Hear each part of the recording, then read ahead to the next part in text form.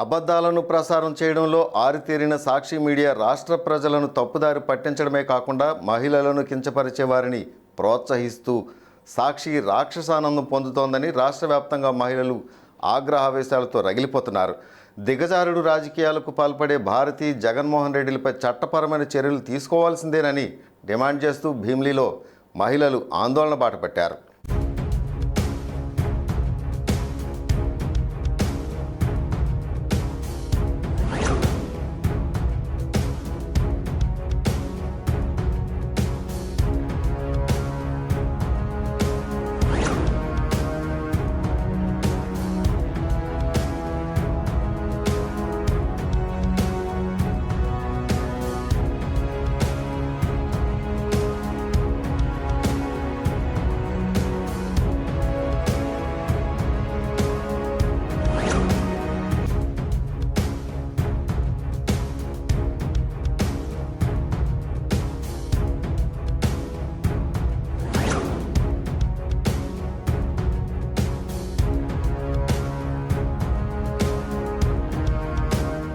మహిళలను కించపరుస్తూ అవమానించే సాక్షి మీడియాను రద్దు చేయాలని డిమాండ్ చేస్తూ విశాఖ జిల్లా భీమిలిలో మహిళలు ఆందోళన చేపట్టారు. ఈ నేపథ్యంలో కుల, మత, రాజకీయాలకు అతీతంగా మహిళలంతా ఏకమై సాక్షి మీడియాను నిషేధించాలని, యాజమాన్యంపై చట్టపరమైన చర్యలు తీసుకోవాలని ప్రభుత్వాన్ని డిమాండ్ చేస్తూ ర్యాలీ చేపట్టారు. ప్రతిరోజు వారికి అనుకూలమైన వారిని ప్యానెల్లో కూర్చోబెట్టి డిబేట్ల పేరుతో ప్రజల మనోభావాలను దెబ్బతీయడం సాక్షి మీడియాకు అలవాటైపోయిందని దుమ్మెత్తిపోశారు.